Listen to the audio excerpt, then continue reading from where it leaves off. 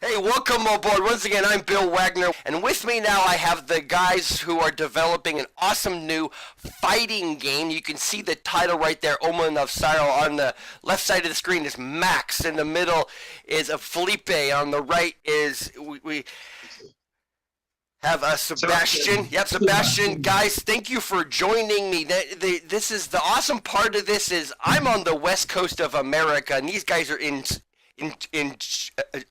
Chile right now. They just so they just put in a full day of work and they took the time to talk to me. Guys, thanks for making time for me. The first time I ran into this awesome game was back in July in Las Vegas at Amiibo, and I guess since that time you've gone to some other events. You went to Amiibo Japan, and you've developed some more characters. So I guess sort of talk about where you've come from in the past 6 to 8 months and some goals long term. Go ahead. So mostly we've been getting the game more gameplay more smooth. The 6 characters that are right now in the game, 4 of them you have already seen, but they are working in a completely different engine. So the game feels a lot better. The input's a lot more responsive. Generally speaking, it just works more fluidly, right? So and other than that, so we have added 2 more characters to the demo that we have already been showcasing around, and we're working right now on getting the next 6 characters in. So we look forward to 12 characters at launch. We're still working on the game, but with very passionate about the development, and we received pretty much good feedback for the providers at Evo Japan. Japan was actually really, really good for us in more than one sense. I mean, other than you get a whole new audience to showcase the game to. You also have like the cream of the crop in many ways in terms of access to just feedback, right? And generally speaking, though, the game has had an amazing response from the public. So we're really happy about that. So, but there's still work to do. So that's why we're still pulling long days. Awesome. Okay. The last demo showed Evo Japan is the same as PlayStation Experience. During PlayStation Experience, we launched a demo with 2 characters. An open demo for 3 days. For 3 days was available on the PSN. Only that weekend, that same weekend of the PSX, right, the PlayStation Experience. You could gain access to a small playable demo of the game. It's down right now, but some lucky people still have it around, right? And also we had 5,000 downloads these 2 or 3 days. During the PSX, so it was amazing. Also for us, very exciting period for us. Nice. Okay, so talk to me about the type of feedback you got from being in Las Vegas as opposed to being in Japan, because the 2 cultures are so totally different when it comes to the fighting game community and the concept of a fighting game. So what were the differences in the feedback there? I can say that we have a really fun game to play, and this is something that the players understand.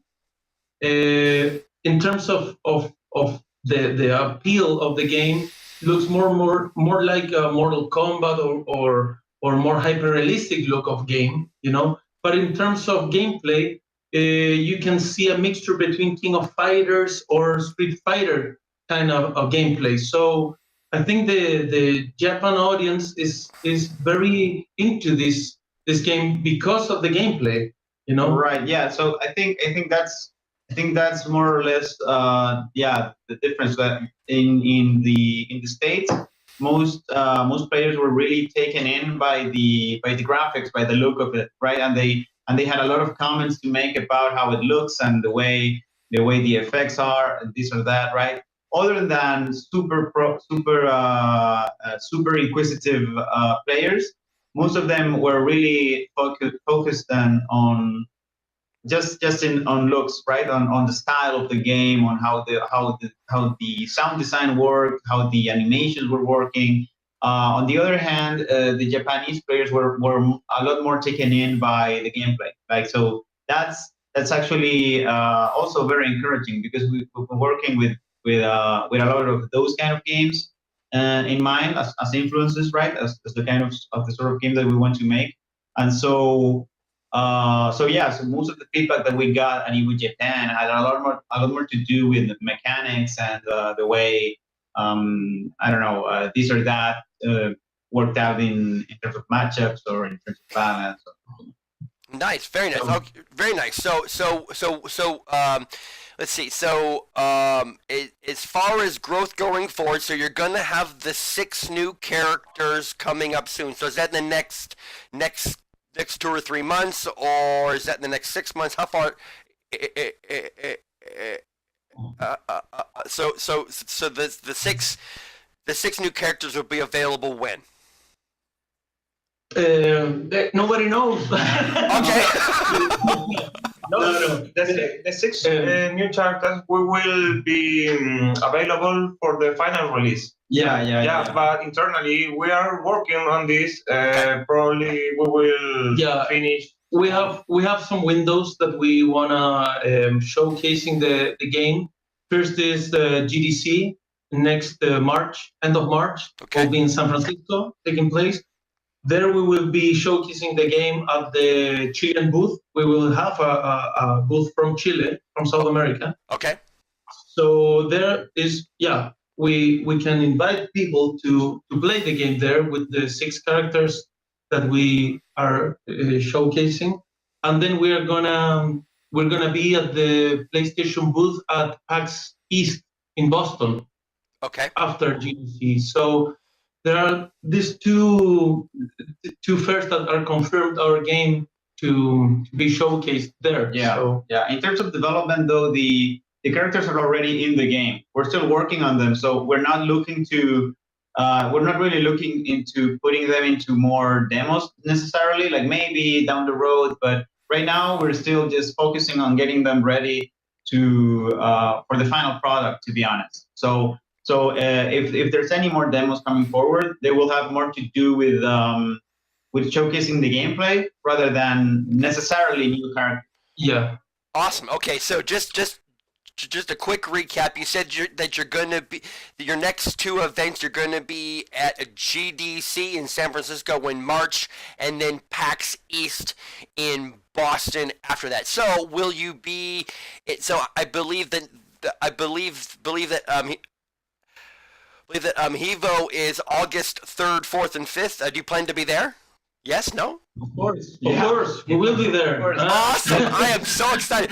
I've already made plans to be there. I had so much fun last year meeting you guys and watching all the awesomeness happen at EVO. Now, one of the issues in the fighting game community as a whole is that when it comes to DLC. Now, I know that people get upset when it comes to like buying extra pieces to a game when they've already paid $60, $75, $80, and then they pay $10 for a couple characters, and they pay an extra $10 for a couple characters. So I believe that you guys said that you're actually going to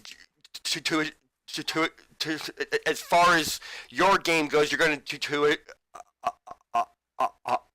change that, right?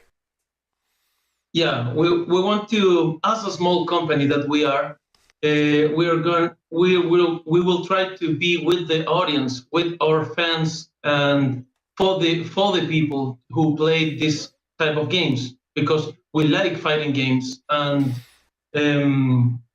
we definitely wanna include more characters in the future, but for free, as unlockable additional content. Unlockable in the sense that you need to replay something that you need to unlock. Yeah, as a reward, if you Yeah. play in such a way, or you need to unlock some part of the game, so the character will be included as additional content. I mean, that's always been sort of like we have always strived for that. With as we were telling you the pre-interview, it's something that's I mean, we don't really know how feasible it is, but it's something that we really want to make happen because as Max was saying, we want to just extend our hand to the community in that sense. Because I mean, I've been part of the community for a while, and I know what I know what it is to just be sort of frustrated at not being able to play this or that character just because it's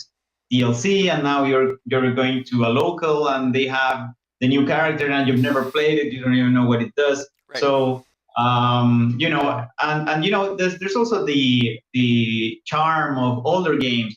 Back in the day when you get the full package and you have to work towards unlocking your rewards instead of just paying for them.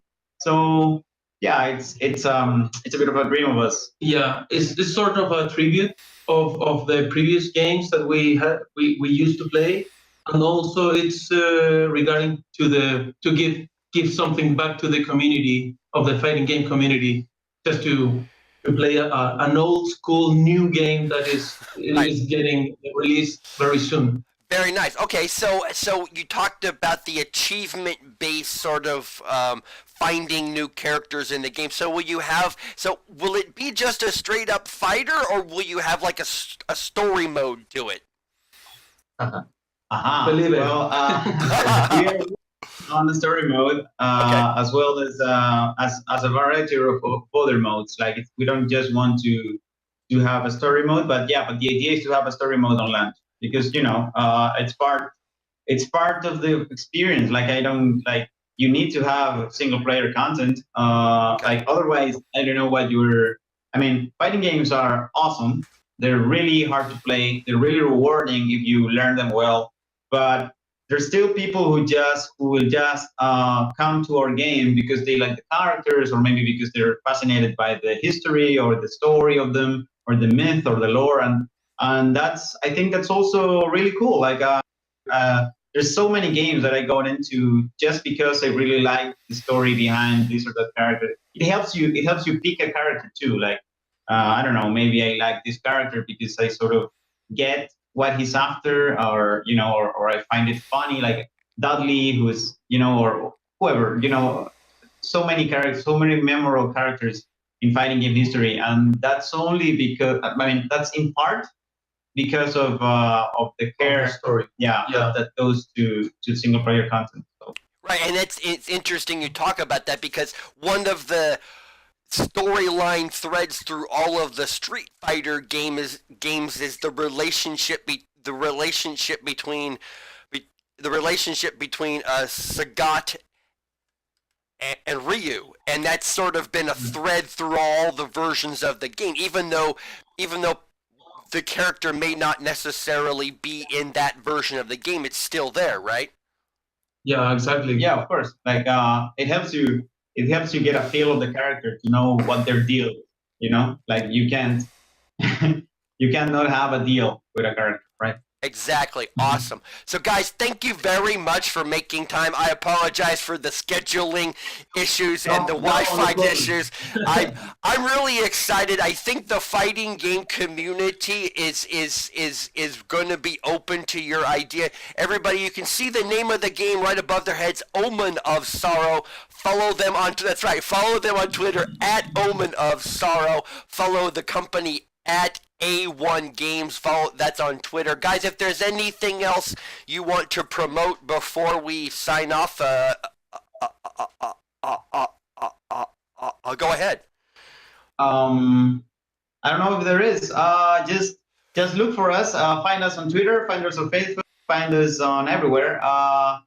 And if you have the chance to go to GDC, please step by to the Chilean booth and play the game and give us some feedback. And if anyone wants to write us, we're open. We're open. Yeah, listen to everyone. making this game a better game for everyone. You know? Yeah. So yeah, please find us and engage with us. So look out for our game, because we're really working very hard to making Omen of Sorrow a fantastic experience for everyone in the community. Awesome. Thanks, guys. I know I will be at Evo. I will come by the booth. I will do another Periscope cast with you guys. Thanks very much for your time. We'll see you soon. If you liked that, hit the subscribe button for more interviews and other great sports and esports content. Make sure to also like us on Facebook and follow us on Twitter to stay up to date on all the news from your favorite sports and esports players and teams. From our house to yours.